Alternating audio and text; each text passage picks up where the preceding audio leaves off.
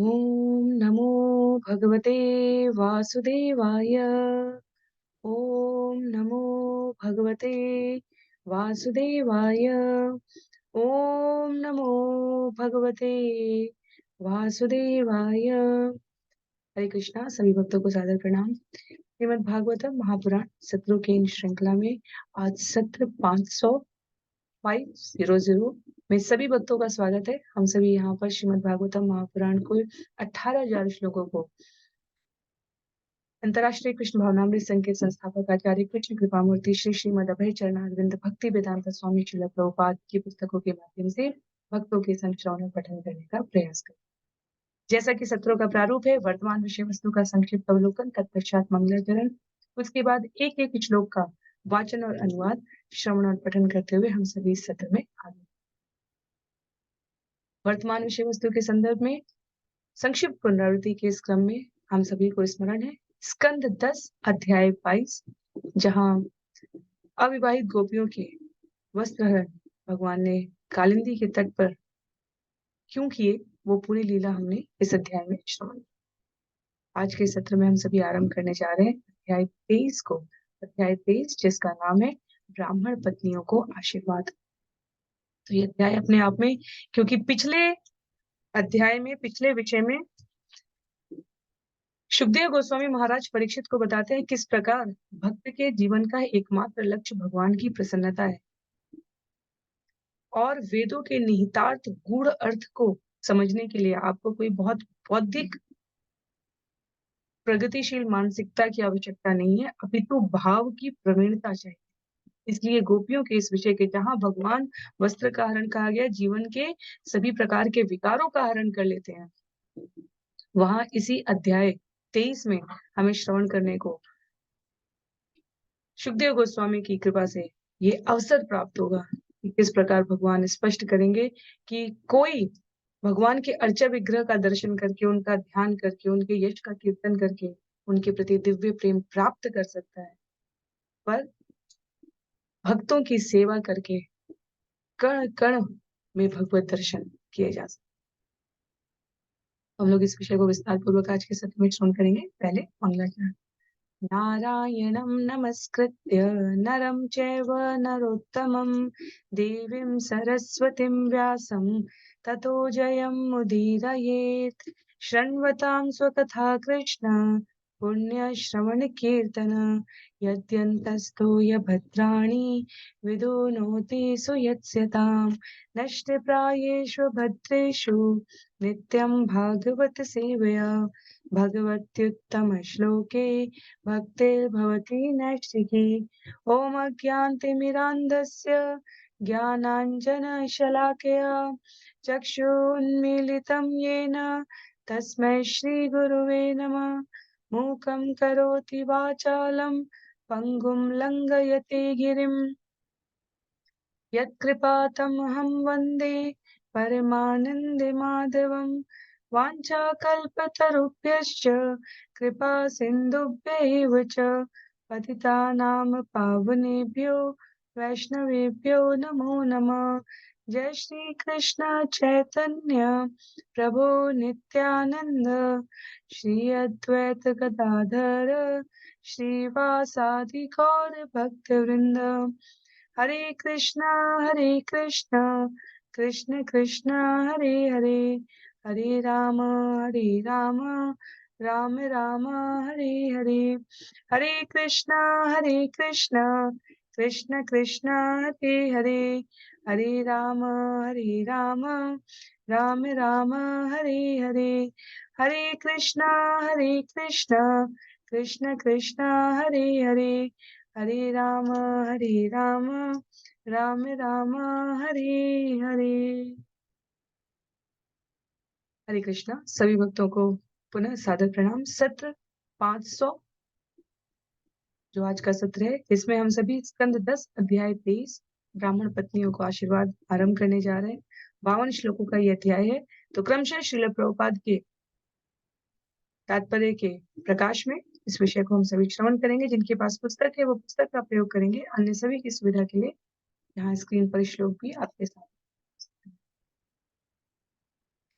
श्री गोप ऊचुः राम राम महाबाहो कृष्ण दुष्ट निबर्हण एषा वै बाधते क्षुत्न शांतिम कर्तुम अर्हत। ग्वाल वालों ने कहा, हे महाबाहु राम, हे दुष्ट दलन कृष्ण, हम सब भूख से त्रस्त हैं, इसके लिए आपको कुछ करना चाहिए। तो ये विषय है जहां भगवान अपने सखाओं के साथ, ग्वाल बालों के साथ यमुना के तट पर छोटे से जंगल में पशुओं को चरा रहे थे, पर शीघ्र ही वे भूख से त्रस्त होकर कृष्ण और बलराम के निकट आ गए। तो आचार्यों की टिप्पणी है कि ऐसा भी तो संभव है कि प्रतिदिन वे भोजन लेकर आते थे, उसके पश्चात भी भूख का, क्षुधा से पीड़ित होने का ये दृश्य कैसे उपस्थित हुआ।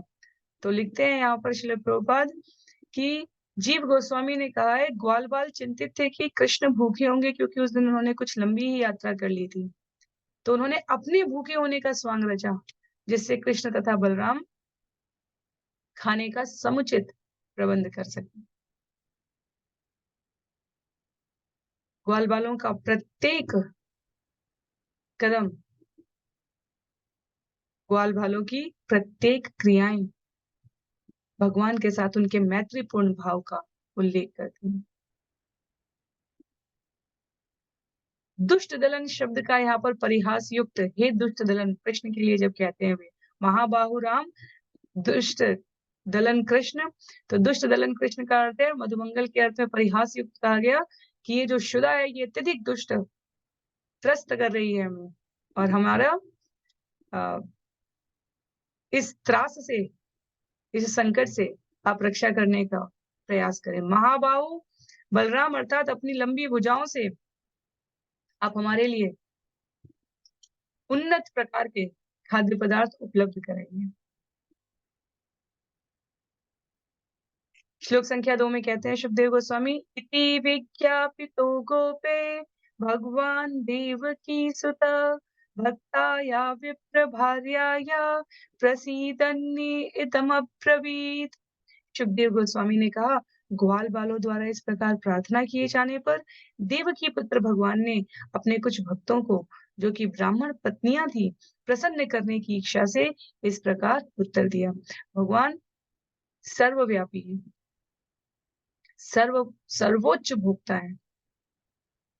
कौन, कहाँ, किस प्रकार, किस रूप में, किस उद्देश्य से उनको स्मरण कर रहा है, उन्हें ज्ञात है। तो तनिक नजदीक ही ब्राह्मण पत्नियां जो भगवान की भक्त है, उनकी महिमा को उदित कराने के उद्देश्य से भगवान ने ग्वाल बालों को संलग्न किया। क्या कहा? प्रयात देव यजनम ब्राह्मणा ब्रह्मवादिना सत्रम आंगीरसम नाम यासते स्वर्ग काम्यया। तुम लोग यज्ञशाला में जाओ, जहां वैदिक आदेशों में निपुण ब्राह्मणों का एक समूह स्वर्ग जाने की इच्छा से इस समय आंगी रस कर रहा है। सकाम कर्मयुक्त में, कर्मकांड में युक्त ब्राह्मण उस समय स्वर्ग जाने की अभिलाषा से आंगी रस यज्ञ कर रहे हैं। और वहां पर जाकर भगवान ने कहा, तुम कहना उनसे, क्या कहना? तत्र गत्वोदनं गोपा याचत अस्मत् विसर्जिता कीर्तयन्त भगवत आर्यस्य मम चाभिधाम। हे ग्वाल वालों, तुम वहां जाकर कुछ भोजन मांग लाओ, उनसे मेरे बड़े भाई भगवान बलराम का तथा मेरा भी नाम बतलाना और बताना कि उन्होंने ही हम लोगों को भेजा है। भगवान प्रोत्साहित कर रहे हैं अपने मित्रों को कि बिना किसी चिंता के जाकर दान लेकर आओ, क्योंकि कहीं ग्वाल वालों को ये ना लगे कि ब्राह्मण यज्ञ कर रहे हैं, ब्राह्मण सम्माननीय है, ब्राह्मण के पास जाकर हम कैसे मांगे। तो इस दृष्टि से भगवान ने कहा कि जाकर मेरा और बलराम का नाम बताना, ये भगवान के पवित्र नाम है, और स्वतः उनको इस बात का परिचय दे देंगे कि यज्ञ की अंतिम लक्ष्य पूर्ति हेतु क्या है, जीवन में किए गए किसी भी कार्यकलाप का अंतिम उद्देश्य क्या है। स्वयं की प्रसन्नता तो हम इसी भौतिक जगत में रहेंगे, भगवान की प्रसन्नता तो सब कुछ आध्यात्मिक और दिव्य हो जाता है। जैसे शब्द अंग्रेजी में 2 शब्द हैं, रिचुअल एंड स्पिरिचुअल। रिचुअल कहा गया है हिंदी में हमारे कर्मकांड को, और स्पिरिचुअल है आध्यात्म। जब रिचुअल्स में से स्पिरिट निकल जाती है, स्पिरिचुअल में से, स्पिरिचुअल शब्द अध्यात्म में से जब स्पिरिट आत्म तत्व दर्शन निकल जाता है, तब जो बचता है उसे केवल रिचुअल कहा जाता है। स्पिरिचुअल में से स्पिरिट, आत्मा, आत्मबोध तत्व निकल जाए तो वो केवल कर्मकांड रह जाता है। यदि वास्तव में ब्राह्मण वहां पर भगवत प्राप्ति के लिए यज्ञ कर रहे होते तो भगवान के नामों को श्रवण करके ग्वाल बालों के द्वारा मांगे जाने पर वो तुरंत ही उन्नत प्रकार के खाद्य पदार्थ जो यज्ञ के लिए भगवान की प्रसन्नता के लिए निर्मित किए जा रहे हैं, यज्ञ भगवान की प्रसन्नता के लिए। अध्याय 3 में कर्मयोग में समस्त कार्यों को यज्ञ कहा गया है। जब इस भाव से किया जाता है तो वो सभी प्रकार के भवबंधनों से मुक्त कर देता है। और यहाँ स्पिरिचुअल में से स्पिरिट निकल गई थी, केवल रिचुअल बचा है। भगवान ने भेजा है और इस कथा के इस उदाहरण के माध्यम से हम सभी को जागृत किया। हम अपने कार्यों को, प्रतिदिन किए जाने वाले कार्यों को, नाम जप को यज्ञ कहा गया है। कलयुग का सबसे बड़ा, शुद्ध और सबसे अधिक प्रभावशाली, वास्तव में एकमात्र प्रभावशाली यज्ञ कहा गया है नाम जप को। जो हम ये कर रहे हो तो हमारी स्पिरिट, आत्म तत्व दर्शन भगवान की प्रसन्नता के लिए कर रहे हैं या स्वयं की महत्ता को स्थापित करने के लिए कर रहे हैं, ये स्पष्टता होनी चाहिए। भगवान प्रोत्साहित करते हुए भेजते हैं और कहते हैं हमारा नाम बताना। इत्यादिष्टा भगवता गत्वा याचन्त ते तथा कृतांजलि पुटा विप्रान दंडवत पतिता भुवि। भगवान से यह आदेश पाकर ग्वाल वालों ने वहां जाकर निवेदन किया। वे ब्राह्मणों के समक्ष विनय पूर्वक हाथ जोड़कर खड़े रहे और फिर भूमि पर लेटकर उन्हें नमस्कार किया। जो अभिवादन की परंपरा है, जो शिष्टतापूर्ण आचरण है, संस्कृति से युक्त ब्राह्मणों के समक्ष जाकर ग्वाल वालों ने पहले उन्हें हाथ जोड़कर प्रणाम किया है, तत्पश्चात भूमि पर लेटकर नमस्कार किया है। और संबोधन क्या करते हैं, क्योंकि यज्ञ करते हुए ब्राह्मणों का समूह दिखना सामान्य रूप से भी अत्यधिक धार्मिक कृत्य है, सम्माननीय कृत्य है। उसमें जाकर स्वयं के लिए कुछ खाने की मांग करना शिष्टतापूर्ण होगा। इसलिए जो भगवान के शब्द हैं, जिन शब्दों के साथ भगवान ने प्रोत्साहित करके भेजा है कृष्ण बलराम के, उन्हीं शब्दों की पुनरावृत्ति करते हुए ग्वाल बाल कहते हैं, हे भूमि देवा शृणुत कृष्णस्यादेशकारिणा प्राप्ताञ्जानीत भद्रं वो गोपान्नो रामचोदितान्। ग्वाल वालों ने कहा, हे पृथ्वी के देवताओं, कृपया हमारी बात सुने। हम ग्वाल बाल कृष्ण का आदेश लेकर आए हैं और हमें बलराम ने यहाँ भेजा है। हम आपका कल्याण चाहते हैं, आप हमारा आगमन स्वीकार करें। बहुत ही शिष्ट और भद्र शब्दों का प्रयोग करते हैं ग्वाल बाल। यहाँ पर ग्वाल बालों के ये शब्द हमारे जीवन के कार्यों को दिशा देते हैं। जब हम इस भौतिक जगत में आते हैं, हम अपनी इच्छाओं से आते हैं, और जब कोई भगवान का पार्षद आके हमारे जीवन में इस बात को उद्घाटित करे, वास्तव में इस भौतिक जन्म को, जो शरीर आपको प्राप्त हुआ, ये अपने आप में दुर्लभ है और इसका अंतिम उद्देश्य भगवत परिणति है। अर्थात अपने समस्त कार्यों को आप भगवान की प्रसन्नता के लिए संचालित करने के लिए अपने आप को उद्यत करें। हम आपका कल्याण चाहते हैं, ग्वालवाल कहते हैं, इसलिए आप हमारा आगमन इसलिए स्वीकार करें। यहाँ तात्पर्य में लिखते हैं, जिन कर्मकांडी ब्राह्मणों के पास ग्वालबाल गए थे, वे आध्यात्म में ठीक से प्रबुद्ध नहीं थे। उनके लिए इन क्रियाओं का अर्थ स्वयं को उन्नत करना था, पर उन्नत करने का स्तर कहाँ है? ऐसे प्रश्न किया जाता है कई बार कि सदैव ये कहा जाता है कि जड़ को सींचने से तना, पत्ती, फूल, फल सभी लहलहाने लगते हैं। उसी प्रकार भगवान की पूजा उपासना करने से सभी देवता स्वतः प्रसन्न हो जाते हैं। भगवद गीता, भागवतम, चैतन्य चरितामृत, ब्रह्म संहिता, जहाँ भी ईशोपनिषद, जहाँ भी हम देखना चाहें, पद्म पुराण, सब जगह इस बात की पुष्टि की गई है। तो कई बार आता है तर्क कि यदि भगवान की प्रसन्नता से, जड़ को सीखने से देवता प्रसन्न हो भी स्वतः प्रसन्न हो जा रहे हैं, तो फिर देवताओं को प्रसन्न करने से भगवान क्यों नहीं प्रसन्न होंगे? ये बहुत उत्तम प्रश्न और भगवत भक्ति में प्रबुद्ध जनों द्वारा विचारणीय भी नहीं है। इसलिए क्योंकि भगवत गीता में भगवान ने कहा है, नारद, असित, देवल, व्यास, यहाँ तक कि देवता भी मुझसे उत्पन्न हुए हैं। तो जब किसी की योग्यता ही 10वीं 12वीं की है, तो वो आगे आने वाले शिक्षार्थियों और विद्यार्थियों को पीएचडी नहीं करा सकता। सामान्य शैक्षणिक भाषा में भी यदि बात की जाए, देवताओं की उत्पत्ति जहाँ से हुई है, वो अपनी आराधना करने वालों को केवल वहीं तक लेकर जा सकते हैं। उतना ही ज्ञान देवता जब-जब आवश्यकता पड़ेगी अपने आप को उन्नत, क्योंकि वातावरण है स्वर्गलोक का, उस प्रकार के वातावरण में वहां तक लेके जा सकते हैं, पर वहां से वैकुंठ की यात्रा करने के लिए उन्हें भी मनुष्य बन के धराधाम पर आकर शास्त्रोचित आचरण करना होता है। इसलिए देवताओं की पूजा हमें भगवान तक ले जा सकेगी या भगवान की प्रसन्नता में कारक होगी। ये योग सीढ़ी के ऊपर चढ़ते हुए स्तर का एक स्तर हो सकता है, पर ये परिणाम नहीं है। देवताओं से प्रार्थना करना भगवत भक्ति के लिए केवल तब सहायक हो सकता है जब हम देवताओं से केवल भगवान की प्रसन्नता के लिए, भगवान की भक्ति करने के लिए प्रयत्न करें, प्रार्थना करें। भक्ति हमें अंततः भगवान की ही करनी पड़ेगी। कात्यायनी देवी की उपासना जब गोपियां करती हैं तो वो कहती हैं भगवान प्रसन्न हो हमसे।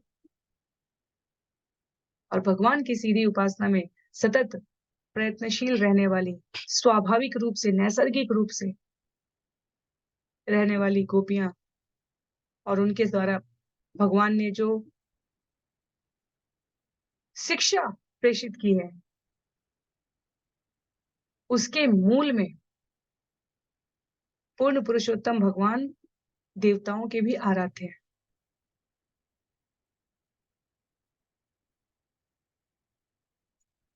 ग्वाल बाल यहाँ पर कर्मकांडी ब्राह्मणों की सांसारिक दृष्टि से जो प्रबुद्धता है, उस क्रम में उनको सम्मान देते हुए कृष्ण और बलराम का ये संदेश प्रेषित कर रहे हैं। कहते हैं श्लोक संख्या 7 में,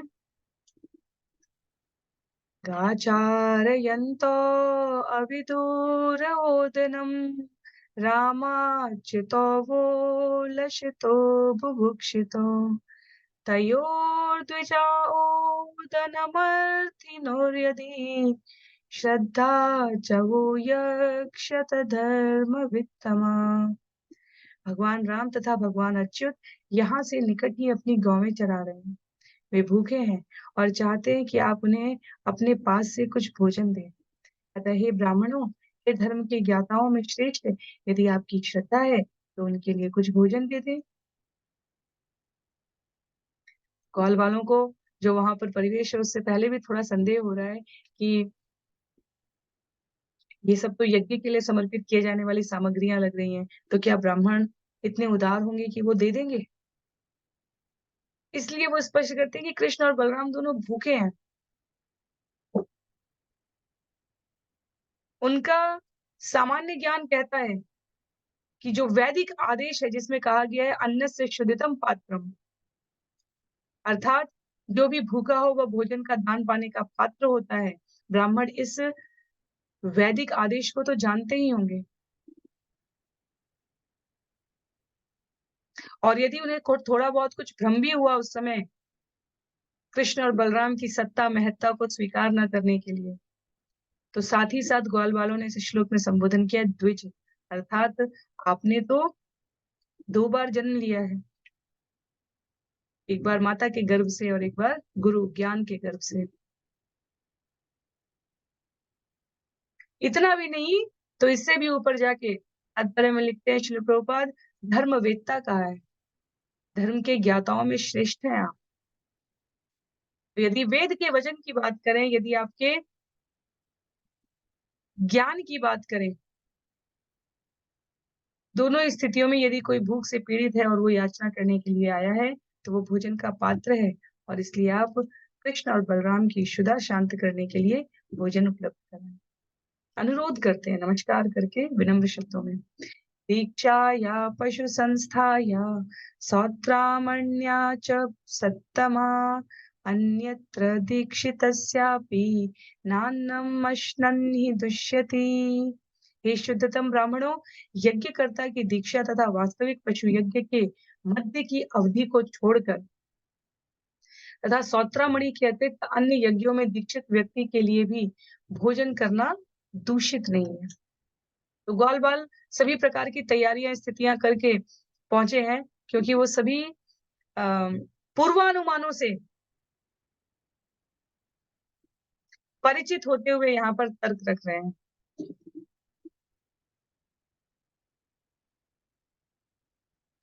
लिखते हैं श्रील प्रभुपाद, ग्वाल बालों ने अनुमान लगाया कि ये ब्राह्मण हो सकता है उन्हें भोजन ना दे, क्योंकि उन्होंने स्वयं भी भोजन नहीं किया होगा और जिस पुरोहित को यज्ञ करने के लिए दीक्षा दी जाती है उसे भोजन नहीं करना चाहिए। इसलिए बालकों ने उन ब्राह्मणों से कर्मकांडी यज्ञ की विविध औपचारिकताओं का उल्लेख किया है। अर्थात ग्वाल बाल वैदिक संस्कृति की औपचारिकताओं से परिचित थे और उनका असली उद्देश्य केवल भगवान की सेवा करना था। तो अपने तर्कों को ब्राह्मणों के समक्ष रखा ग्वाल बालों ने, पर ब्राह्मणों ने इसे अनसुना कर दिया। यज्ञ करने वाले कर्मकांडी ब्राह्मण उसको अनसुना कर देते हैं। इति ते भगवत याच्यायाम शृण्वन्तोऽपि न शुश्रुवु शुद्राशा भूरि कर्माणो बालिशा वृद्धमानिना। ब्राह्मणों ने पूर्ण पुरुषोत्तम भगवान की ओर से किए गए इस निवेदन को सुना, फिर भी उन्होंने इसको अनसुना कर दिया। दरअसल वे शुद्र भावनाओं से पूरित थे और विस्तृत कर्मकांड में लगे थे।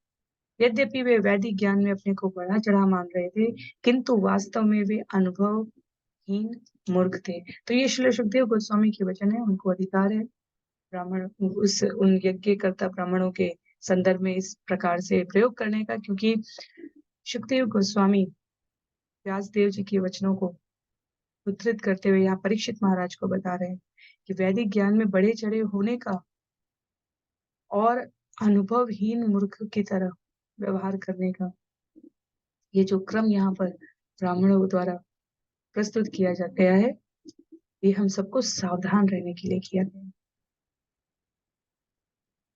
शुद्र आशा यहाँ पर स्वर्गलोक की प्राप्ति के लिए कही गई है। स्वर्गलोक से जब पुण्य समाप्त होगा तो फिर इच्छाओं के पूर्वगत कर्मों के अनुसार कहीं ना कहीं इन 84 लाख योनियों में पुनः जन्म लेना होता है। कृष्ण के निजी मित्रों के आगमन से प्राप्त होने वाले आध्यात्मिक सुअवसर को ब्राह्मण पहचान नहीं पाए। जिस प्रकार यदि मुख में नमक की डली रखी हुई है तो कितना भी मिष्ठान्न कोई खा ले उसमें नमकीन स्वाद आ ही जाता है, उसी प्रकार आचार्य कहते हैं जब तक जीवन में भौतिक इंद्रियों को आसक्त किए जाने वाले विषयों के प्रति अनुराग है, नमक की डली है, तब तक साक्षात भगवान के निजी मित्रों के आगमन को ब्राह्मण प्रशंसनीय सुअवसर न मान सके। श्लोक संख्या 10 और 11 में देश काल पृथक द्रव्यम मंत्र तंत्र द्विजोग्नय देवता यजमानश्च क्रतुर्धर्मश्च यन्मय तं ब्रह्म परमं साक्षात् भगवन्तम् अधोक्षजम् मनुष्य दृष्टया दुष्प्रज्ञा मर्त्यात्मानो न मेनिरे।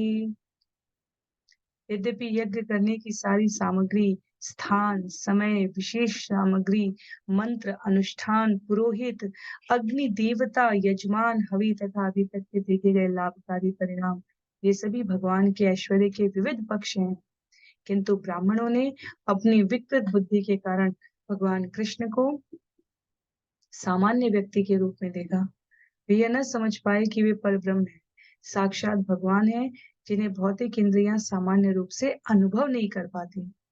अतः मर्त्य शरीर से अपनी टूटी पहचान करने से मोहित उन सबों ने भगवान के प्रति उचित सम्मान प्रदर्शित नहीं किया। तो यहाँ हम भागवतम के उन विशेष विषयों को श्रवण कर रहे हैं, जहाँ माताएं अर्थात शरीर रूप से जो स्त्री हैं, उनके भीतर स्वाभाविक, नैसर्गिक भगवत भक्ति और प्रेम का प्राकट्य दिख रहा है। और जो दंभी हैं, अहंकारी हैं, भौतिक जगत के क्रियाकलापों में उनकी अधिक रुचि है, परिणाम स्वरूप भी वे भगवान के प्रकट होने के पश्चात भी उनको पहचान नहीं पाए। चाहे वो कालिया नाग की पत्नियां रही हों, चाहे वो गोपियां ग्वाल बाल रहे हैं, और चाहे यहाँ पर ब्राह्मण पत्नियां भी जिनका प्रवेश होने जा रहा है वो रही हैं। प्रश्न ये उठ सकता है कि भगवान तो बाल्य रूप में थे, फिर कैसे पहचाने उन्हें? भगवान स्पष्ट करते हैं अपने भक्तों को, भगवान हृदय से इस प्रकार की प्रेरणा देते हैं जिससे वो उनको पहचान सके। नीति धर्म युक्त आचरण भगवान के शास्त्र में उल्लिखित वचन उनके आदेश हैं, और जो वास्तव में उनकी प्रसन्नता के लिए कार्य कर रहा है, हृदय के शुद्धिकरण के लिए व्यवहार कर रहा है, वो उनकी इच्छाओं को पूरित करना ही अपना लक्ष्य समझता है। सरलतम पंक्ति में। जैसे इन सभी प्रश्नों का समाधान इस पंक्ति में है, जहाँ भगवान के भक्त बनने की दिशा में भगवान अंतःस्थल से प्रेरणा देते हैं। कैसे जाने कि हमें क्या कार्य करना है? जो भक्त बनने का प्रयास कर रहे हैं, भगवान उनको वैसा समुचित मार्गदर्शन प्रदान करते हैं। यहाँ कर्मकांडी ब्राह्मण भक्त बनने का प्रयास नहीं कर रहे थे, भगवान की प्रसन्नता के लिए नहीं कर रहे थे, देवताओं की प्रसन्नता करके स्वर्ग जाने के आकांक्षी थे। ब्राह्मण पत्नियों के साथ ऐसे नहीं, ऐसे कालिया नाग की पत्नियों के साथ ऐसा नहीं था। उनके जीवन में कोई वैर नहीं था। करुण जो भगवान के विशेष पार्षद हैं,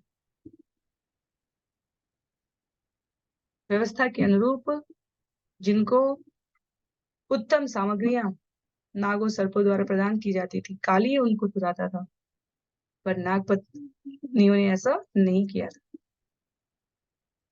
तो बद्ध जीव जिस प्रकार संसारी दृष्टि से ईश्वर को भी संसारी के रूप में समझने लग जाता है, ब्रह्मा जी को दुविधा हुई, ग्वाल बालों को दुविधा नहीं हुई, आगे इंद्र को दुविधा होगी,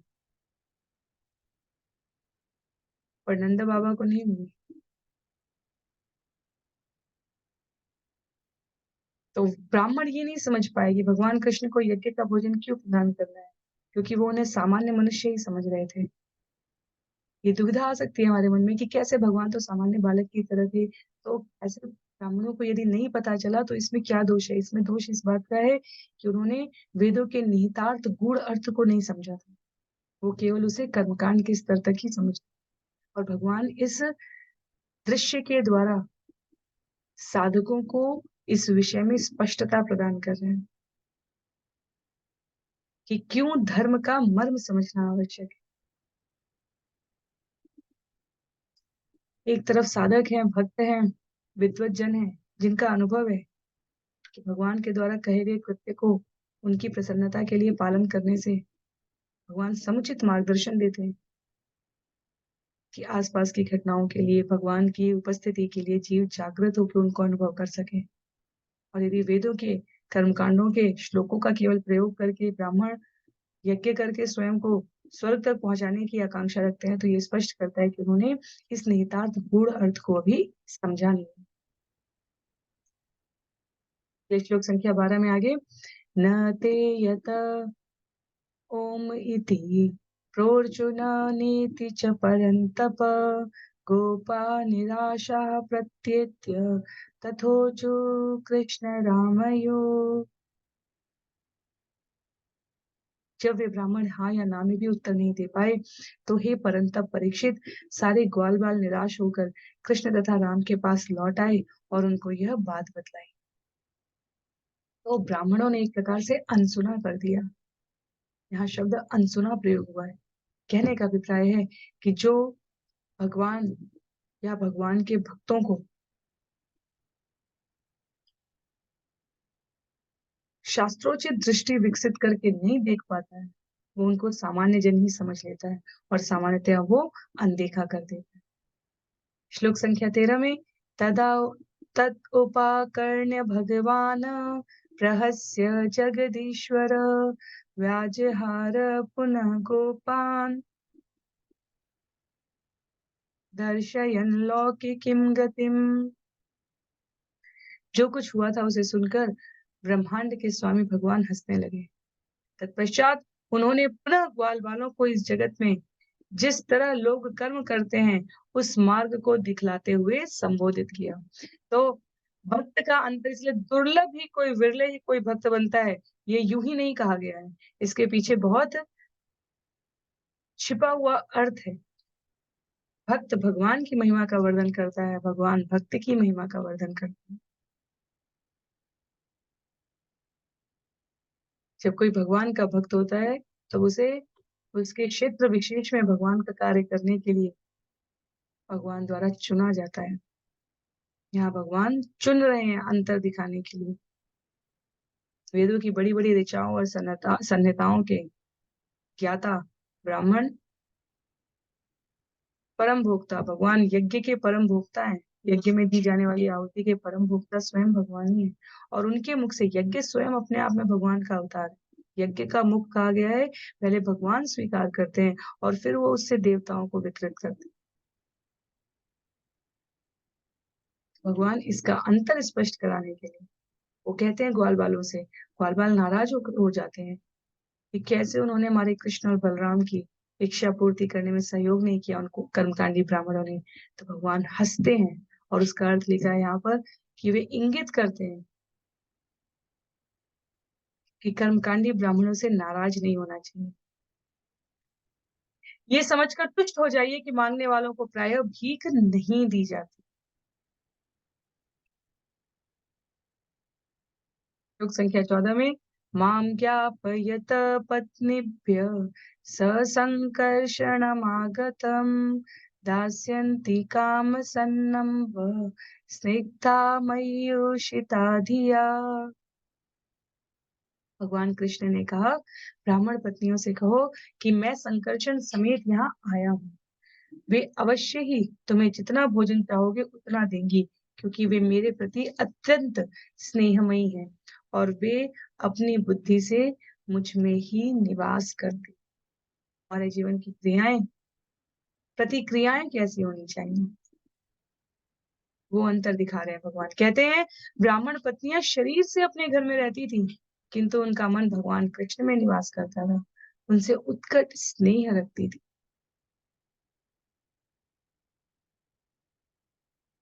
आचार्य यहाँ पर टिप्पणी करते हैं कि जहां ब्राह्मणों को ये कहकर ग्वाल वालों के संदेश में भगवान ने भेजा था ब्राह्मणों के पास कि कृष्ण और बलराम क्षुधा से पीड़ित हैं, इसलिए उन्हें कुछ भोजन सामग्री चाहिए।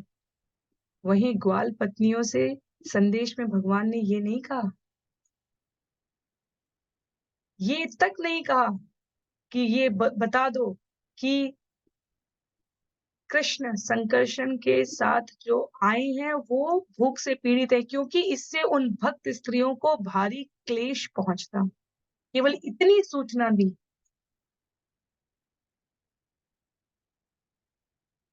कि कृष्ण बलराम के संग संकर्षण के साथ यहाँ आए हैं। इतना कहने मात्र से वो स्नेहवश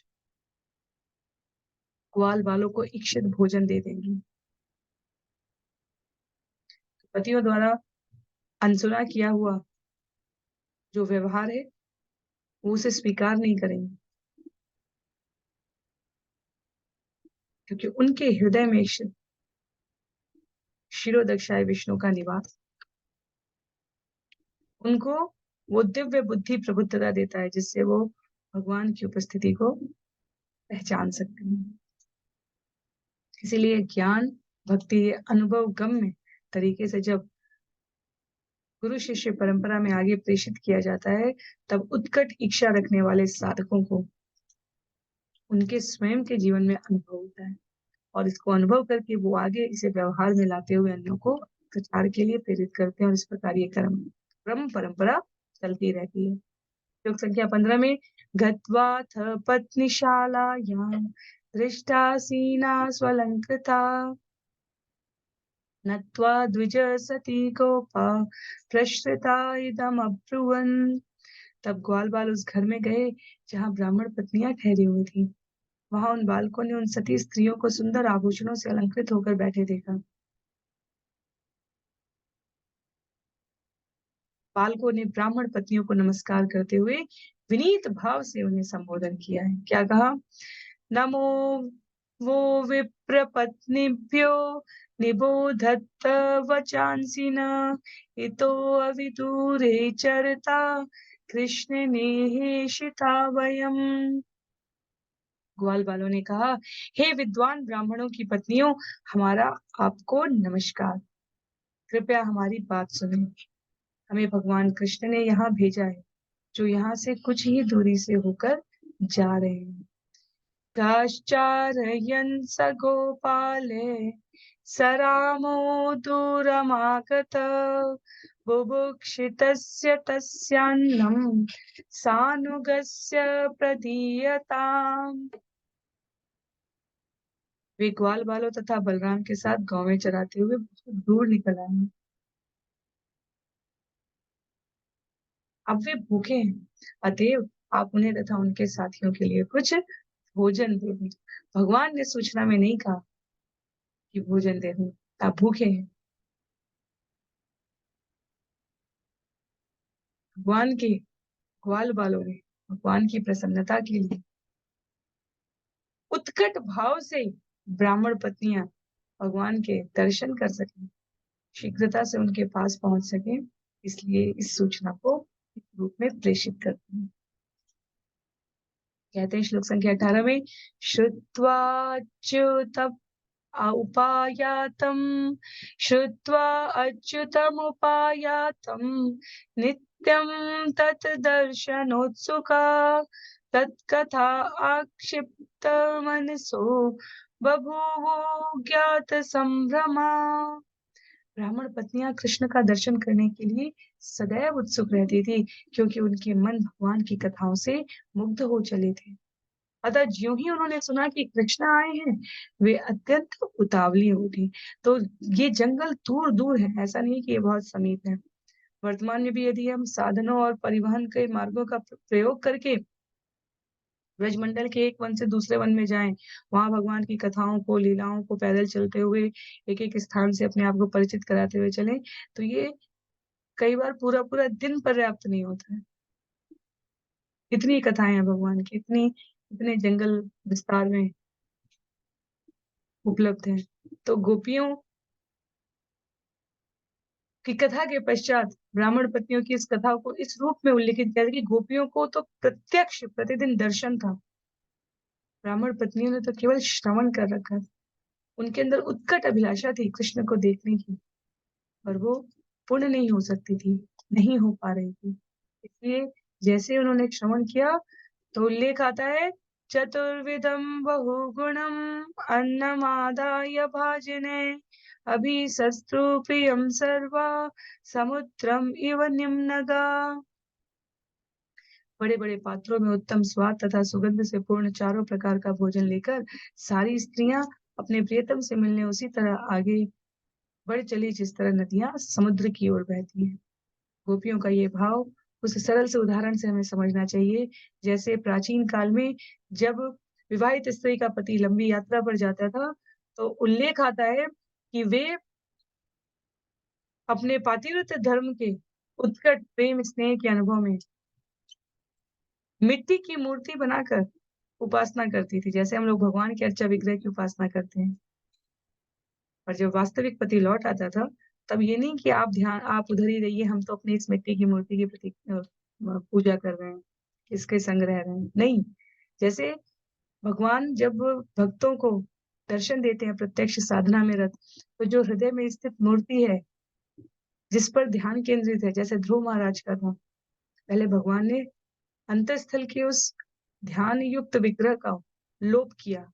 तब ध्रुव ने अचकचाकर आँख खोली है, तो भगवान ने उनको प्रत्यक्ष दर्शन किया। नारद मुनि के लिए भी यही कथा आती है। तो अर्चा विग्रह में भगवान की उपस्थिति का स्मरण कराने के लिए भगवान सर्वत्र उपस्थित है, अर्चा विग्रह में भी उपस्थित है और कण-कण में भी उपस्थित है। यहाँ पर श्री विश्वनाथ चक्रवर्ती ठाकुर कहते हैं, ब्राह्मण पत्नियों को कृष्ण के प्रति माधुर्य भाव का अनुभव हुआ, क्योंकि शरीर स्तर पर ब्रह्मा जी की 2 काया के रूप में एक स्त्री और एक पुरुष है, पर आत्मिक स्तर पर सभी भगवान के सेवक हैं। स्त्री और पुरुष का ये जो दिया हुआ शरीर है, ये तो परिवर्तनशील है। आत्मा के स्तर पर सभी भगवान परमात्मा की सच्चिदानंद की सेवा कर रहे हैं। तो ये जो ब्राह्मण पति प्राप्त हुए हैं, ये वास्तव में परमेश्वर का प्रतिनिधित्व करते हुए, भौतिक जगत की क्रियाओं को संचालित करते हुए, निर्वहन करने के लिए। और जब स्वयं पूर्ण पुरुषोत्तम भगवान आ गए, जो सबके पति हैं, सर्वश्रेष्ठ हैं, तब ये ब्राह्मण पत्नियां बड़े-बड़े पात्रों में उत्तम स्वाद तथा सुगंध से पूर्ण चारों प्रकार का भोजन लेकर भगवान के समक्ष उनसे मिलने चल पड़ी। जो वास्तविक पति लौट आते हैं। श्लोक संख्या 20 और 21 में निषिध्यमाना पतिभिः भ्रातृभिः बन्धुभिः सुतैः भगवत्युत्तम श्लोके श्रुतधृताशया भगवत्युत्तम श्लोके दीर्घश्रुतधृताशया यमुनोपवने श्लोक नव पल्लव मंडिते विचरन्तमृतं गोपे साग्रजं दद्रशु स्त्रिय। यद्यपि उनके पतियों, भाइयों, पुत्रों तथा अन्य संबंधियों ने उन्हें जाने से रोका, किंतु कृष्ण के दिव्य गुणों का दीर्घ काल से श्रवण करते रहने से कृष्ण को देखने की उनकी आशा विजयी हुई। उन्होंने यमुना नदी के किनारे अशोक वृक्षों की कोपलों से सुशोभित एक बगीचे में ग्वाल बालों तथा अपने बड़े भाई बलराम के साथ विचरण करते हुए कृष्ण को देख लिया। ब्राह्मण पत्नियों को दर्शन हुए हैं। यहाँ पर कहते हैं सुखदेव गोस्वामी श्लोक संख्या 22 में भगवान के दर्शन उनको कैसे लग रहे हैं?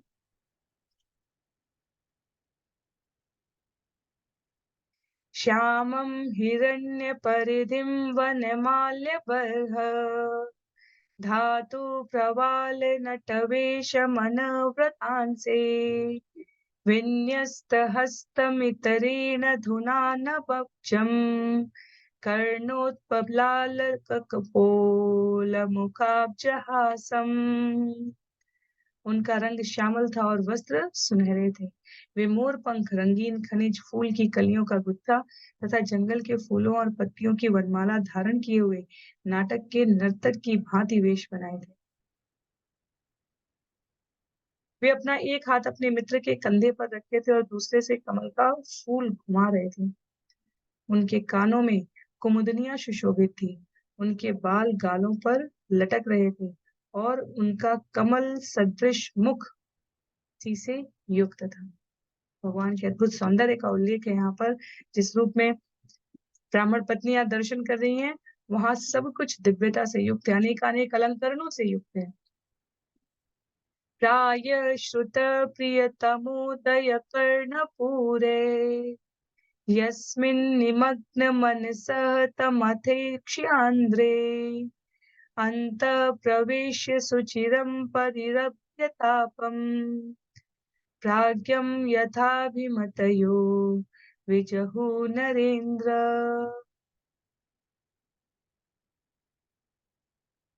हे नरेंद्र, उन ब्राह्मण पत्नियों ने दीर्घ काल से अपने प्रिय कृष्ण के विषय में सुन रखा था और उनका यश उनके कानों का स्थायी आभूषण बन चुका था। उनका मन सदैव उन्हीं में लीन रहता था। अब उन्होंने अपने नेत्रों के छिद्रों से उन्हें अपने हृदय में प्रविष्ट करा लिया और फिर दीर्घकाल तक अपने हृदय के भीतर उनका आलिंगन करती थी। इस तरह अंततः उनकी वियोग पीड़ा उसी प्रकार जाती रही, जिस प्रकार की मुनिगण अपने अंतःकरण का आलिंगन करने से मिथ्या अहंकार की चिंता त्याग देते हैं। बहुत महत्व का विषय है ये। वियोग भाव हमें सामान्यतः भक्ति के स्तर में लगता है कि पहले स्तर पर आता है। वास्तव में वियोग भाव उन्नत साधक और भक्त सही रूप में प्रदर्शित कर पाते हैं। अन्यों के द्वारा कई बार इसमें दिखावटी परिणाम आ जाता है।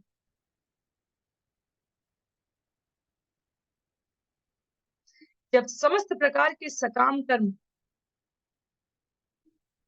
अन्य सभी कर्म भगवान की सेवा में लगा दिए जाते हैं, तब जीव किसी अन्य शरीर से मुक्त हो जाता है और साथ ही साथ किसी अन्य कर्म से मुक्त हो जाता है।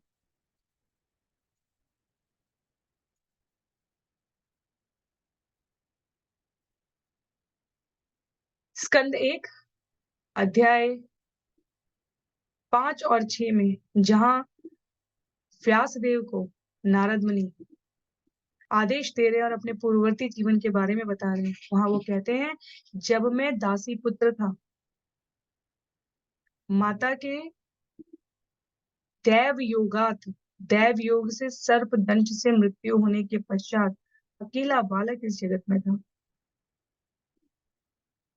मैं इंद्रिय जित हो चुका था, संयमित और अनुशासित था, इसलिए इसे मैंने भगवत कृपा समझकर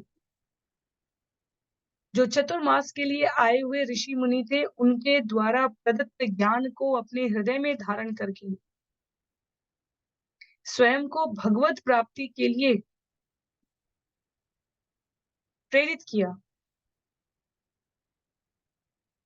और उस प्रेरणा में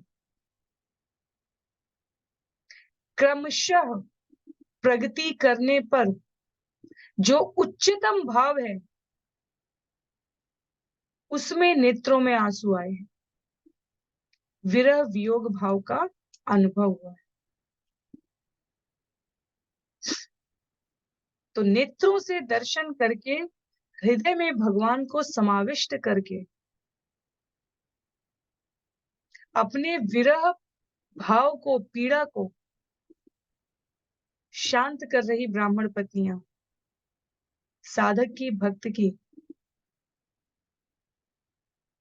साधारण अवस्था में नहीं, उच्चतर अवस्था में है।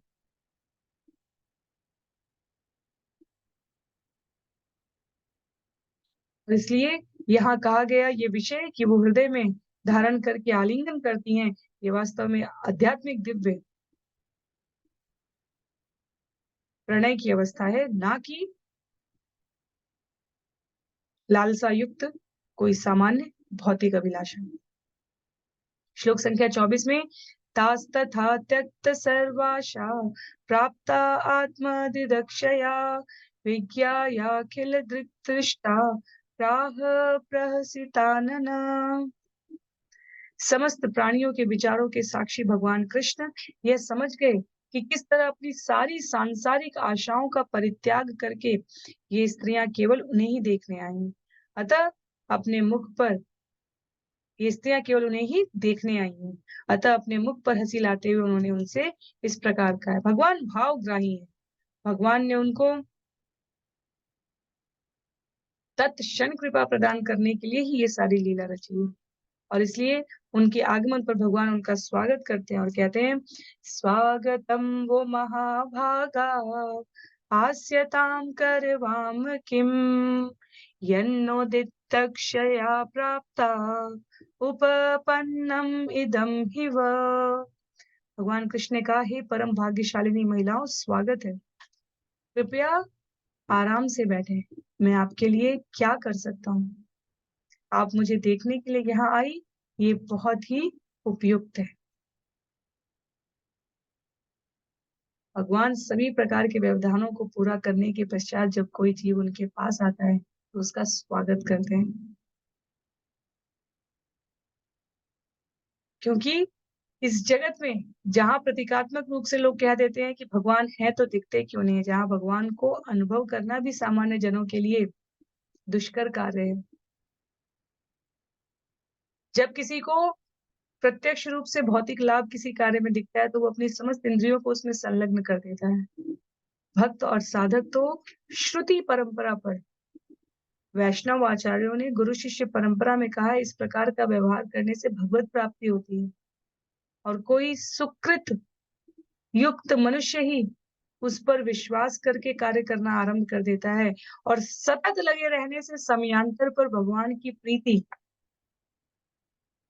अनुभूत होती है। इस अर्थ में ब्राह्मण पत्नियां कितनी श्रेष्ठ हैं। अनेक व्यवधानों को पार करके भगवान के प्रति उनका जो प्रेम है वो परिलक्षित होता है, शुद्ध प्रेम, कि वो भगवान का दर्शन करने के लिए आई हैं।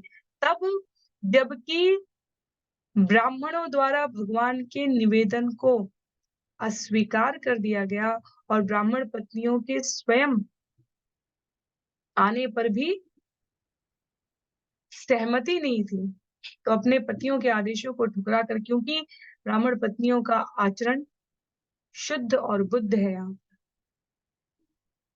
तो जो भी उनकी भक्ति को बाधित करने का प्रयास किया उसे उन्होंने अस्वीकार किया। जैसे बलि महाराज के प्रसंग में कहा गया था, वो गुरु क्षण अस्वीकृत कर देना चाहिए जिस क्षण वो भगवत भक्ति के मार्ग में बाधक हो।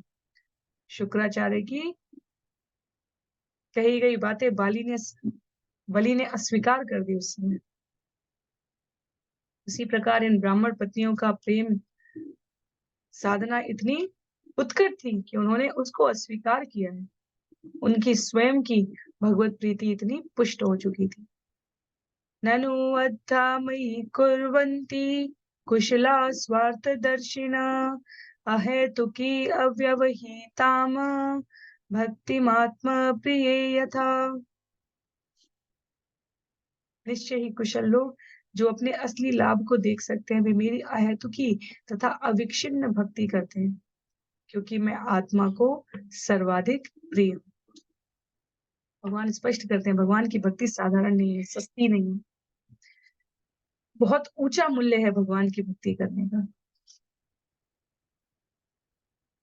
सरल सहज स्वाभाविक है जीव की प्रवृत्ति भगवत भक्ति करने के लिए, और जिस प्रकार की व्यवस्था में जीव रहता है उसमें इसका मूल्य अत्यधिक ऊंचा है। अपनी समस्त भौतिक इच्छाओं का परित्याग करना साधारण मूल्य नहीं है।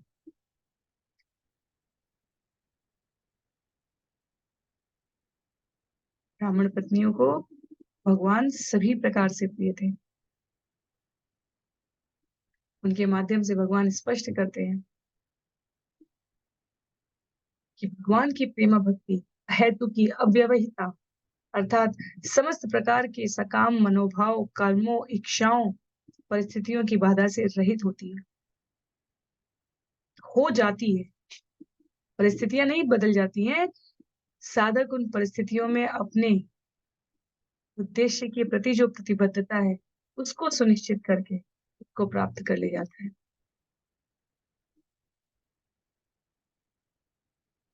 कहते हैं भगवान यहाँ पर ब्राह्मण पत्नियों के माध्यम से प्राण बुद्धि मन स्वात्मा दारपत्य धनादय यत् संपर्कात् प्रिया सन तत कनु अपरप्रिय। आत्मा के संपर्क से ही जीव का प्राण बुद्धि मन मित्रगण शरीर पत्नी संतान संपत्ति इत्यादि उसे प्रिय लगते हैं। अतएव अपने आप से बढ़कर कौन सी वस्तु अधिक प्रिय हो सकती है। आत्म तत्व के बिना इस शरीर का कोई अस्तित्व नहीं है। ये जो जितने भी अपने लगते हैं मन मित्रगण शरीर, शरीर भी, जब हम अपने पूर्ववर्ती जीवन के बारे में बात करते हैं तो हम क्या कहते हैं, मैं वो था, मैं इतना छोटा, जब मैं इतना छोटा था इतनी छोटी थी, जब मैं इस कक्षा में थी या इस कक्षा में था, मैं था अर्थात वो शरीर जो उस समय था वो मैं नहीं था। शरीर परिवर्तनशील हो रहा है पर मैं तब भी था और मैं अभी भी हूँ और मैं आगे भी रहूंगा और इस शरीर के समाप्त होने के बाद भी रहूंगा। तो ये जो आत्मा के संपर्क से यहाँ इस भौतिक जगत में हमारी संलग्नता है, इसको पोषित करने की आवश्यकता है। भगवान से इसको संबद्ध कर देना सर्वोत्कृष्ट संगम है शुद्ध चेतना के अवसर का प्रयोग करते हुए ब्राह्मण पत्नियों द्वारा यहाँ पर वही किया गया है। भगवान उन्हें संतुष्ट करते हैं सुंदर वचनों से, उनके प्रीति पूर्वक प्रस्तुत किए गए भोज्य पदार्थों को खाकर उनके अनुरोध को स्वीकार करके और तत्पश्चात कहते हैं तद्यात देव यजनम पतयो वो द्विजातय स्वसत्रम पारयिष्यन्ति युष्माभिगृह मेधिना। अतएव तुम लोग यज्ञ स्थल को लौट जाओ क्योंकि तुम्हारे पति जो कि विद्वान ब्राह्मण गृहस्थ हैं उन्हें अपने अपने यज्ञ संपन्न करने के लिए तुम्हारे सहयोग की आवश्यकता है। सुंदर शब्द कहे जाएंगे यहाँ पर ब्राह्मण पत्नियों द्वारा। श्री पत्न्य ऊचु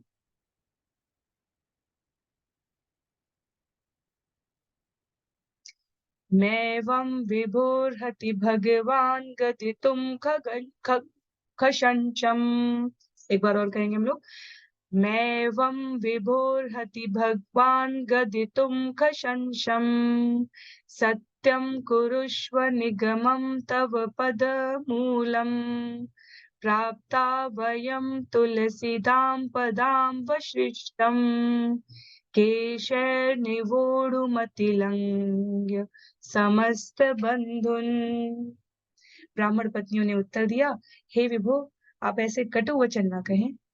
आपको चाहिए कि आप अपने उस वचन को पूरा करें कि आप अपने भक्तों को सदैव प्रतिदान करते हैं, क्योंकि अब हम आपके चरणों को प्राप्त हैं। अतः हम इतना ही चाहती हैं कि हम वन में ही रहती जाएं, जिससे हम तुलसी दल की उन मालाओं को अपने सिरों पर धारण कर सकें जिन्हें आप उपेक्षा पूर्वक अपने चरण कमलों से ठुकरा देते हैं। हम अपने सारे भौतिक संबंध त्यागने को तैयार हैं। ब्राह्मण पत्नियां यहाँ पर पूर्ण समर्पण के साथ उपस्थित हुई हैं। भगवान के द्वारा सूचित किया जा रहा सांसारिक जगत का संबंध कि ब्राह्मण पति वहां प्रतीक्षा कर रहे हैं, यज्ञ में उन्हें सहायता की आवश्यकता है, उनको अधिक आकर्षित नहीं करती। श्री विश्वनाथ चक्रवर्ती ठाकुर जो हमारे प्रामाणिक आचार्य हैं, गुरु शिष्य परंपरा में उनकी टिप्पणियों को इस पूरे स्कंद में वास्तव में स्कंद 10 में विशेष रूप से प्रयोग किया गया है। उनका कहना है इस विषय में ब्राह्मण पत्नियों ने इंगित किया होगा कि हम तो पहले से ही आपके चरणों में शरणागत हैं, तो तथाकथित ब्राह्मण कुल की सदस्याओं के रूप में हमारी जो पहचान है वो तो मिथ्या है। इस शरीर से हम ब्राह्मण पत्नी परिवार की दिख रही हैं, और आत्म चेतना में तो हम सदा सर्वदा आपकी सेविकाएं रही हैं। विश्वनाथ चक्रवर्ती ठाकुर की दिव्य दृष्टि से ब्राह्मण पत्नियों के समर्पण का यहाँ पर दर्शन हो रहा है। यहाँ तक का समर्पण है कि वो कहते हैं जो तुलसी की पत्तियों की माला प्रतिदिन गोप ग्वालों गोपियों द्वारा आपको दी जाती है और आप उसे पहनते हैं और फिर कुछ समय के पश्चात हटाकर अगली माला धारण कर लेते हैं। हम आपके पैरों के नीचे पड़ी हुई उस तुलसी माला को, उसकी पत्तियों को ग्रहण करने के लिए तैयार हैं। अर्थात इस शरीर के संबंध की बाध्यता में आप हमें ना रोकें, हम आपके शरणागत हैं। आज के लिए अंतिम श्लोक है श्लोक संख्या 30।